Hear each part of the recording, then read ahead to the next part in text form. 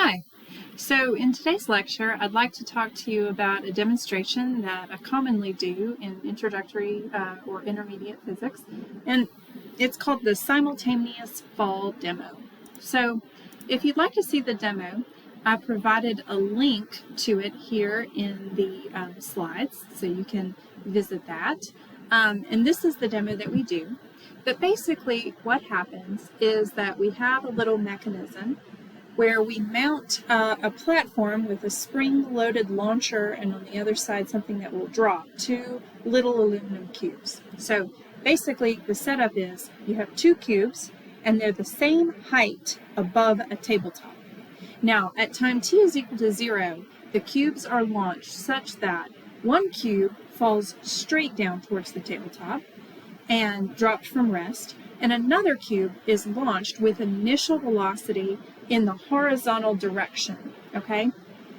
Now, although they follow different paths, right?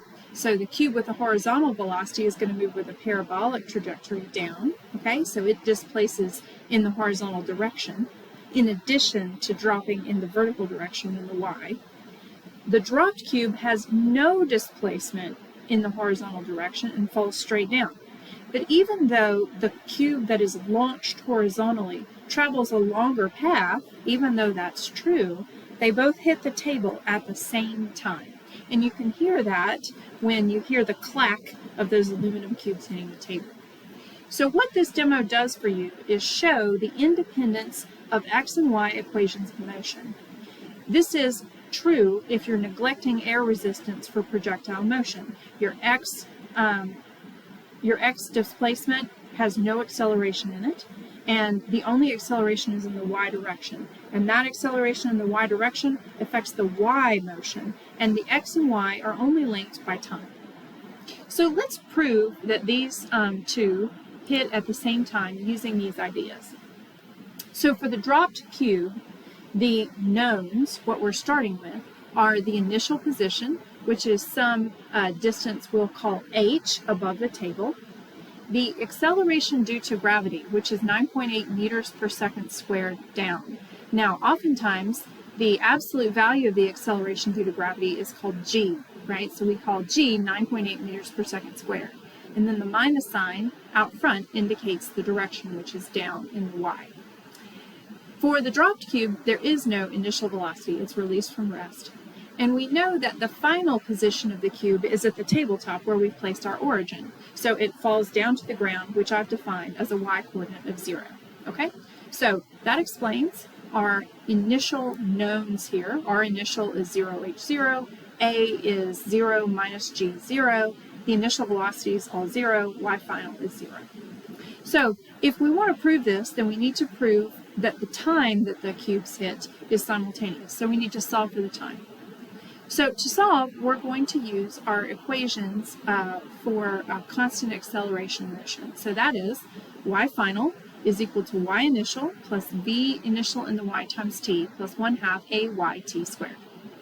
Now plugging in for the values that we have for this particular problem, y final is 0, and that's equal to the initial position in y, which is h, plus the initial velocity in y, well, it's released from rest, so that's 0, right, times time. And then plus 1/2 a squared, so that's plus 1/2 times minus g times t squared. So that gives me negative g over 2t squared. Now, solving this simple equation, we can take the g over 2t squared over to the other side, and that gives us g over 2t squared is equal to h. And then multiply both sides by 2 over g and take the square root. So the time is equal to the square root of 2h over g. Okay? So that's the time that the cube will hit. Remember, the time of flight is determined by the y motion. Okay, now we can show here also that it doesn't displace in the x direction. Using the equation, x final is equal to x initial plus v initial in the x times t plus 1/2 axt squared. Well, we're starting at the origin, so x initial is 0. There's no initial velocity in the x for the dropped cube, right? So that gives us a 0. And there's no acceleration in the x because gravity only acts up and down, and we're neglecting air resistance. So 0 plus 0 plus 0 equals 0, and it doesn't move in the x direction. So that means that our final position vector would be 0, 0, 0. Okay? All right. Now let's talk about the launched cube. All right. If the cube is launched, then we've got the following for our nodes. Our initial position vector is the same as the initial position vector for the dropped cube. It's at 0 in the x, h in the y, and 0 in the z. The acceleration vector is the same too. So that's no acceleration in the x direction, right? Negative g for our acceleration in the y direction, and 0 in the z, okay? So there's no horizontal acceleration. We're neglecting air resistance. Now, our initial velocity, however, is different for the launched cube. We're going to give it some initial kick in the x direction. And so that gives us v initial in the x for our value for our x component of the velocity. But since it's kicked in the x direction and not the y and the z, those other two are 0. So we have v initial in the x, 0, 0 for our initial velocity vector. And yet again, okay, our final position in the y is going to be 0 because it's going to hit the tabletop, right? It's going to hit the tabletop, which we've designated as our origin. Now, yet again, we need the time, okay? We need to prove that these cubes hit at the same time. The x and the y motion is independent, okay? So we can use the y equation of motion here. Y final equals y initial plus v initial in the y times t plus 1/2 ay t squared. Plugging in, y final is 0, it hits the table. And that's equal to the initial position in the y, which is h, plus, now, there may be velocity in the x direction, but there's not in the y. So this v initial in the y times t term is still 0. And then we have plus 1/2 ay t squared, which is plus 1/2 times minus g times t squared. So although we do have an initial velocity vector for this problem we didn't have for the dropped cube, we're going to end up with the same equation for the y motion, which gives us the same time, okay? So solving, it's g over 2t squared equals h, or t is equal to the square root of 2h over g. So the time of flight for the two cubes is the same, and they will hit simultaneously. Okay, however, the final position for this launched cube will be different.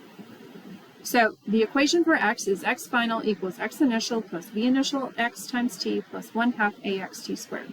Okay, well, we're starting at the origin. X is equal to 0, right? X initial is 0.